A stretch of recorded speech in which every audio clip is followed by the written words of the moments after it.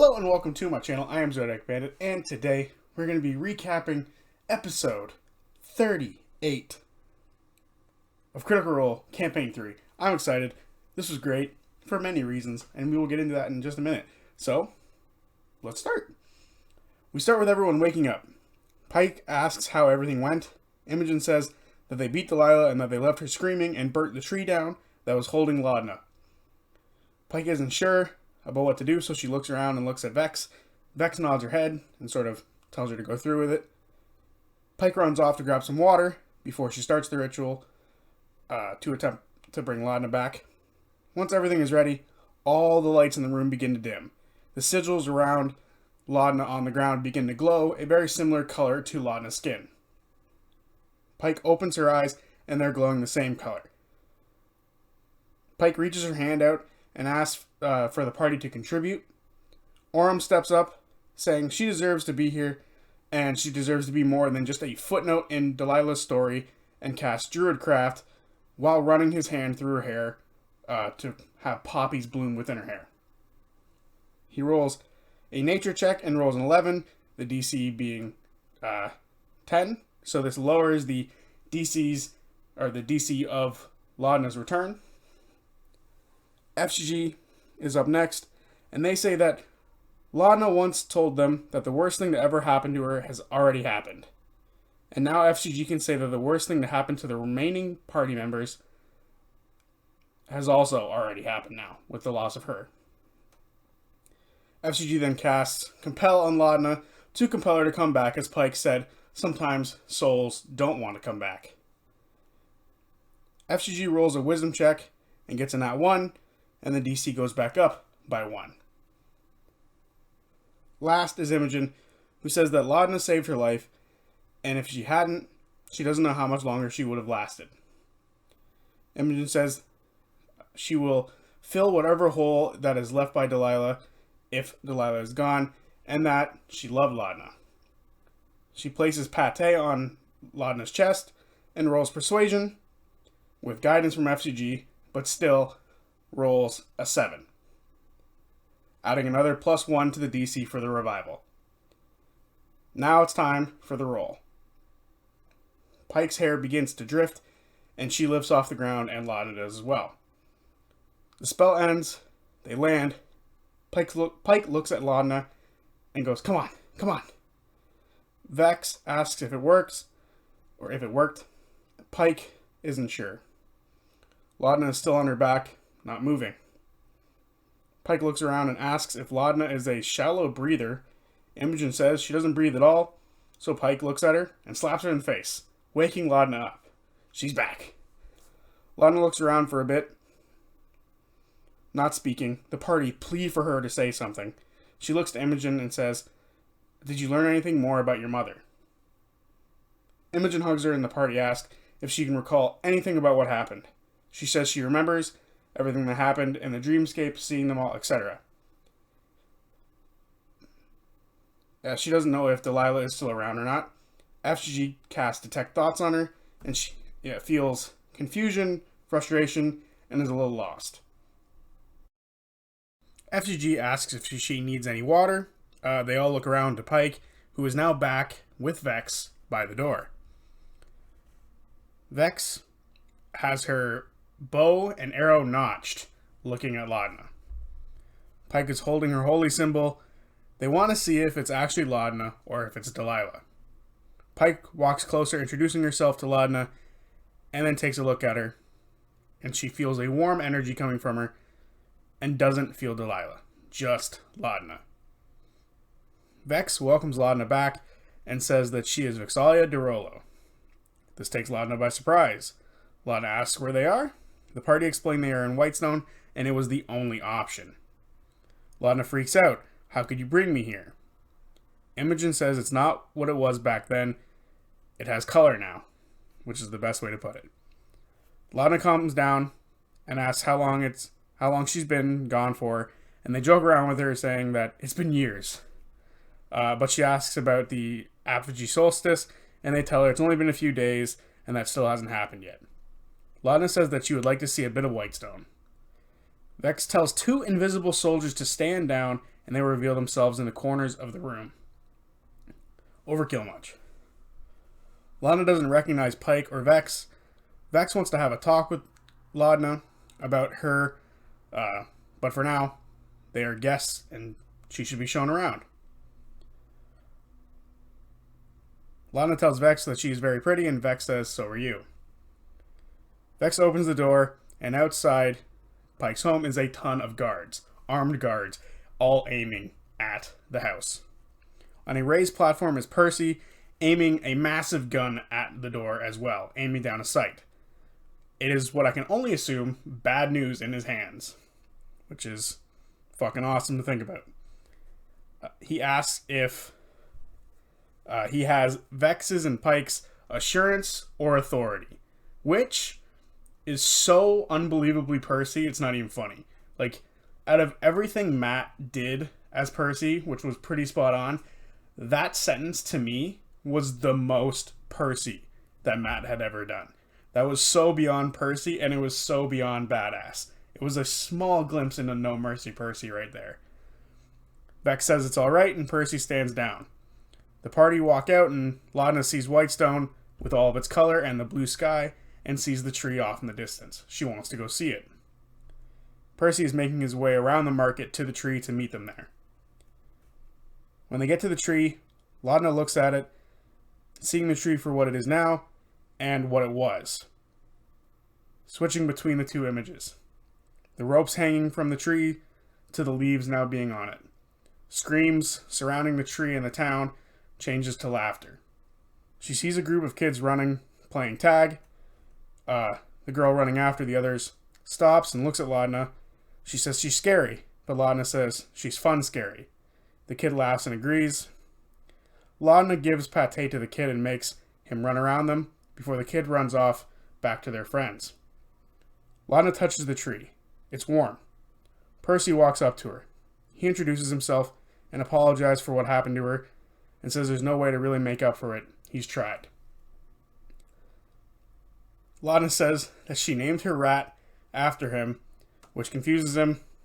She then says to touch the tree, it's warm. Vex backs her up, and Percy says you're going to make me do some Kiki shit. At this point, he touches the tree, Vex touches the tree, and then everyone else touches the tree. They all feel its warmth. Percy smiles a bit before saying Kiki had a habit of talking to this tree. Percy begins to leave and Vex tells him that they will be staying at the castle, and he says, of course they will. Fern goes over to Pike and thanks her for helping, and hugs her and tries to steal her holy symbol from around her neck, but gets caught. Pike says that she should come to the bakery where she can have her eyes on her at all times. Then Pike runs off, and Vex takes them around the city. Laudna thinks back to making pate and how she made a friend back in that memory. But after this, and revisiting that memory in the dreamscape, with the hell showing up, that memory feels a lot less lonely than it did before. Now Pate has a bit of all the Bell's hells in him. She crushes Pate with her magic and throws him into the air, making him her familiar. The pact boon kind of familiar, not the regular spell, which, if I'm not mistaken, is significantly better, because I feel like the original Find Familiar can't speak. Like, it can kind of communicate with you, but this one can talk just in general to people, I believe. So, yeah, there's that. I believe it's much better, if I recall. His ribs turn into his wings, as he can now fly, and Matt voices him. He introduces himself to the Bells, and everyone is kind of creeped out by him, as you should be. He's a rat with rib wings.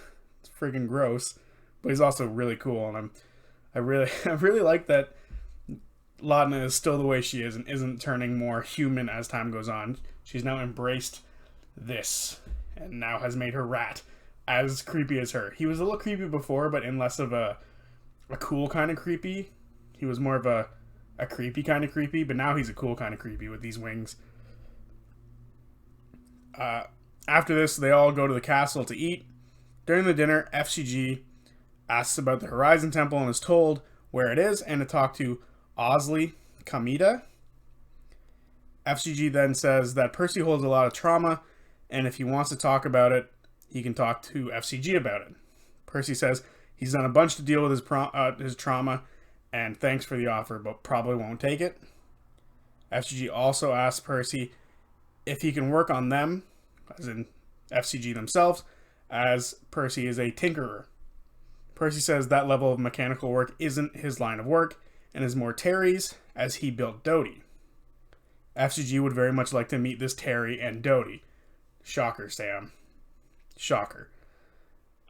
That would be hilarious and terrible all at the same time. Friend then asks for help with a project that she wants, a gun for her monkey. She rolls a high persuasion, and he leaves to go get her something, as Vexalia says that sounds very familiar to what you made our kids when they were younger. Imogen then talks to Vex in her mind about not having lobster for dinner, as that is what Laudna was served when she was killed in this very same room 36 years ago. Kind of the same. They've renovated it since then. Vex leaves to go deal with that problem, and the party then talk about how much to sort of reveal to the Derolos about all the stuff that they've learned. And they decide they're going to tell them basically everything. Once they both get back, Percy hands Fern a small gun that is basically a potato gun and can be used by Mister. The party then explain everything. They first start with the residuum that Orm has seen twice now outside of the city, once in Iman and once in Bassaris. But they found the residuum in Bassaris marked for the Cerberus Assembly in Wildmount. Percy was aware of this, that the residuum had been misplaced, and was looking into it and found the possibility of it being connected to Wildmount and the Dwendalian Empire, but getting involved in a group like that is very messy. They also tell them about Ruidus, the lattice that's around it, and the people involved with it like Odahan and the Assembly connection there as well. Percy draws out the lattice formation and shows the party. Imogen confirms that's the same one that they saw. Percy explains that it's the Divine Gate, a way to block the gods from moving around the planes, and allows regular people to still move around between them. Which, I feel like, is the second or third time we've heard that exact thing being said. I don't know if I'm correct, but I feel like we've heard that before from someone. So, it's a little weird to hear it again, but I get it. If that makes sense. So, I don't know. I feel like we've heard this sort of stuff being said before. He says it's weird that they saw this lattice formation within the plane itself and not lying beyond it. They ask if he knows anything about the Apogee Solstice coming up. Percy says he's done some research into solstices. Solstices. Anyway, and says that this one will be a big deal, as anyone looking to do something terribly dangerous with magic or with something to do with the planes will most likely be out doing it and doing whatever they can to accomplish their goal. The party need to get moving to get back to all this stuff. Percy says he can get them a ship, but that'll take them a few weeks. They remember that they have someone that can help them teleport. Shania Twain, as they were saying. No, Manaya, that was it. Fucking names, Matt. Manaya, back in Jushar, can help them teleport. They just need to rest first. The party asks for brunch for the next morning, and Percy obliges. Laudna wants to sleep next to the Suntree. They make their way down and get some rest near its warmth. During the night, Imogen has a dream once more. However, this time, she's not alone. Imogen is in the red storm, and in the distance she sees her house. She looks behind her and sees an outline of FCG, as FCG has been casting Shared Dream every night on her ever since Laudna passed on. Imogen says this dream is different. Off in the distance they see a figure, but it backs away into the storm. They move closer to the house and they see another figure, a bit more masculine and more like a warrior. This figure turns and walks away, just like Bertrand did. Imogen grabs FCG and begins to fly. FCG tries to help with magic, but their magic doesn't work here. Imogen tries to push the storm away to see where they are, as she doesn't believe that she's in her hometown. She can't push it back too much, but she does see a bit of the cracked ground past the storm a bit. This tells her that she is not in her hometown, and that she is somewhere else. Because this is not what it looks like. There's no cracked ground near her house. They land, and the storm begins to clear. They look up and see a black void with a bunch of white dots above them. Stars. And one by one, they go out. And they look around and look down, and it's another black void below them. The two are pulled away from each other, and that's when they wake up, fully rested. They tell the party about the dream, and they believe the person they saw was Lord Esteros. Imogen reaches out to Esteros using sending, but no answer. Maybe he's just asleep because of the time difference. They go to brunch at the castle, but no lord and lady to eat with them. It's very sad. After they eat their brunch, they make their way to the Suntree, but on the way, they see Vex shooting her bow and A off to the corner shooting range. She sees them and calls them over. She wants to join them on their way out of the city. Chetney then compliments the bow that she uses, and then compliments the clock tower that Percy made. Then says if she ever needs something made that's a bit more rustic, she can call him, and then he gives her a coin that says CPOC Industries on it with his info, and then gives Imogen her gift. Finally, it's a wooden horse that apparently can move, but no one at the table wanted to try because they didn't want to break it, because it's very intricate. If you ever tried to make one of those things are such a pain in the ass. I got one for Christmas, and I spent like an hour just looking at those things. God damn, it is so complex to try to like figure those things out. And I went to school for fabrication. So just to put that into perspective, that shit's difficult. Vex is impressed by his craftsmanship and thinks to herself, or thinks out loud, if she thinks of anything, she'll call him. The party thank her for all the help in all this. She says that maybe she'll call on them to return the favor one day. They return. They remember that they need to reach out to Mania again, so they try to. FGG sends her a message, but it's really garbled and doesn't really know exactly what to say. And she replies saying that she doesn't know who this is because they didn't introduce themselves as the Belts Hells. They introduced themselves as Esteros' people. So then FGG messages her back saying they're Lord Esteros' friends and to meet them at the Suntree in 2 hours. This gives them plenty of time to shop a bit or to take care of other business. Vex takes the party minus FCG to Gilmore's expansion in the city of Whitestone. They meet Jerry, not Gilmore, and he sells them a few health potions and a flying trinket. Meanwhile, FCG goes to the Horizon Temple. They meet Osley, who explains what the Changebringer is all about. It's about change and adventure, and once you meet the path's end, you forge your own. FCG asks how to speak to her, and Osley says that's the tricky part. She's always listening. You just need to wait and see for her signs. FCG asks for some space to pray to her, as they've never done it before, and they are a bit nervous about it. Osley leaves. FCG prays to her, and they says that they will wait for her to let them know that she's here, because that is the first step in feeling like they exist. Afterwards, FCG leaves and tries to find the correct road back to the tree. They flip a coin, or their coin, and look up and see the Suntree and know that's the correct path. That is the first sign she's left for him, in their mind. The party meet back up at the tree, and the tree opens, and on the other side is Menia, who waves them through. They all make their way through, but as Imogen tries to go, Vex grabs her arm and says if she sees anything strange to let us know, and then pushes her through. The party thank Mania for everything that she's done, which was teleport them once.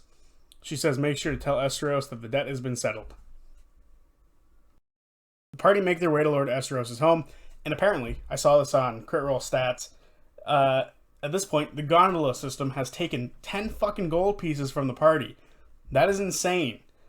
That's... If it's 1 silver each time, I don't know the math. I mean, it would be 10 trips for each of them for 1 silver. So, that's crazy. Matt, you are an evil genius for doing this, because it slowly siphons money, which is crazy. So, yeah, that's a... You want to make some good money? Make a gondola system. No, I'm kidding. But seriously, that was a... I did not expect it to be 10 gold already. 10 gold total from the party, not individually, because that would be 100 trips. So, crazy. Craziness. How well this gondola system has worked out in Matt's favor for slowly siphoning money away from them. Which, to me, is genius, because that is a huge problem in D&D. Once you get to a certain point, they just have all the money. So, yeah, good job, Matt. Doing God's work. They try to see if anything looks wrong from the outside of the house, but they can't see. Imogen sends another message to Lord Esteros and asks, "Were you sleeping? Are you alive?" And then yells, "Wake up." No answer. FCG casts Locate Creature, and a line is shown to them going inside the house toward Lord Esteros. Chetney turns invisible and goes to unlock the door. He does so perfectly, even the inside locks, and no traps spring. Laudna sends Pate in. Inside, Pate sees blood and damage everywhere. Traps have all been set off, and there is a smell of blood everywhere. Pate goes upstairs to where they would normally meet Esteros, and the same scene upstairs. Traps, damage, blood everywhere. There's some double doors that are closed. Pate goes through and sees a body going towards the bed. Chetney goes in after this report and sees everything Pate, but the smell is really off to him. Not just the blood, something else. It's a very familiar smell. It's Odahan. Chetney goes upstairs and finds Lord Esteros with his red coat on, and at first the red coat doesn't look too damaged, but once you get close enough, it is shown that it is the red blood, or the darkened blood, that makes it hard to tell if there's any damage being done, which is very, very intelligent and very Deadpool of him. Very smart. He's covered in cuts and stabs and is not breathing, and he is reaching under the bed for something. Chetney goes to look at what it is under the bed and sees a box. He goes to move it and sets off a trap, a heavy object landing on him and partially landing on Esteros. Laudna asks if he is okay. He is. Chetney pats down Lord Esteros to find a key to the box. He opens it and finds a bunch of letters to a bunch of people. And a letter to the Hells. Telling them that if they're reading this, he is dead. He says he's proud of the work they did with him, and that he is, he said that he's worried about them whenever they go out to do something, as it is something that is going to change the landscape of the world or something, was what was in his mind. And he appreciated the time that they had with him, and he thanks them and says, "Now go stop this weird moon shit." There's also his ginger cookie recipe, which is very nice. In his will, he left his sword and his skyship to the Hells, and paid the crew of the skyship for 1 year to keep them on there for the Hells. Chetney goes back down and grabs the sword Turmoil, and then meets the party. Orem thinks about the smell on the sword. It's a familiar smell to the smell that he smelt that day during the attack. The smell of a toxin that stops revival magic. And that's where it ends. So there you have it. That's episode 38 of Campaign 3 of Critical Role. Great episode. I really enjoyed every minute of it. I thought it was really fun. I really enjoyed every second of it. I was on the edge of my seat for the first hour and a half, waiting to see if they could revive Laudna, and waiting to see what Percy would do in his reaction to her being brought back.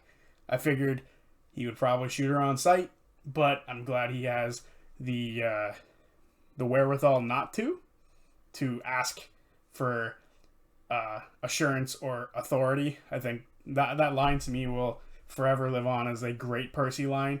That's weirdly not from the Percy himself, if that makes any sense. But really enjoyed it. Really had a good time with this one. Very, very saddened by Lord Esteros. He's been there since episode 2. In fact, I'm pretty sure he was in episode 1. So, kind of sucks to see him gone. And with this anti-revival toxin in his system, he's likely never to come back. Which, to me, is really sad. Because that was, up until this point, the person who I looked at as sort of Matt's DMPC. Because it was the person he would always answer questions as in like the 4-sided dives and all that kind of stuff. And he kind of helped them in a handful of social interactions. And if he had survived, he probably would have helped them with some sort of fight, maybe against Odahan. But unfortunately, not the case. He is now kaput, which really sucks. And like I said, no way of getting him back. So yeah, that was fun. That was a lot of fun. I'm glad we've sort of wrapped up this Whitestone stuff for now. I personally don't know where I lie on the connections to Campaign 1 anymore. At first, I was okay with it, but now as time goes on and we literally ran into Campaign 1, I felt like it was getting a little heavy-handed. But if this is like... if it's only going to happen in short instances like this, because they went to Whitestone and they dealt with Delilah, that's a good little chunk of episodes. I think they did 3 episodes doing it. So to me, that's fine as long as it's only like that at, short intervals. So hopefully in the next handful of episodes, like Grog doesn't show up or some shit. However, I would have loved to have seen Grog in this episode before they left, like right before everything went down. Like he was standing there like, what's with all the guards? That would have been cool for me because Grog is my favorite from that group. So, I think I'm good on the Vox Machina stuff for now. If we're going to make any more previous campaign connections, I want it to be Campaign 2 stuff, personally, because that's where I got my start watching Critical Role. So it'd be nice to see some more of that, especially with the announcement that they're doing a 2-part reunion for the Mighty Nine. I love the Mighty Nine, so I'm very excited. This is why I'm going to talk about it right here and now. Miss those guys deeply. Very excited to see them again. I will recap those because I love it. Usually I don't typically recap all of those, one-shot stuff that they do. But this time I'm gonna. Like I've done one, I did one big overview of Calamity and I did an overview of Kymel. But I am so excited for these 2 episodes. And I feel like they're spaced out weird. The 17th of November and the 1st of December. I don't know if I'm just looking at my calendar weirdly or whatever. But anyway, excited for that. Happy with this episode. This episode was great. So yeah, can't wait for the story to unravel and continue. So yeah, see you guys Tuesday. Peace.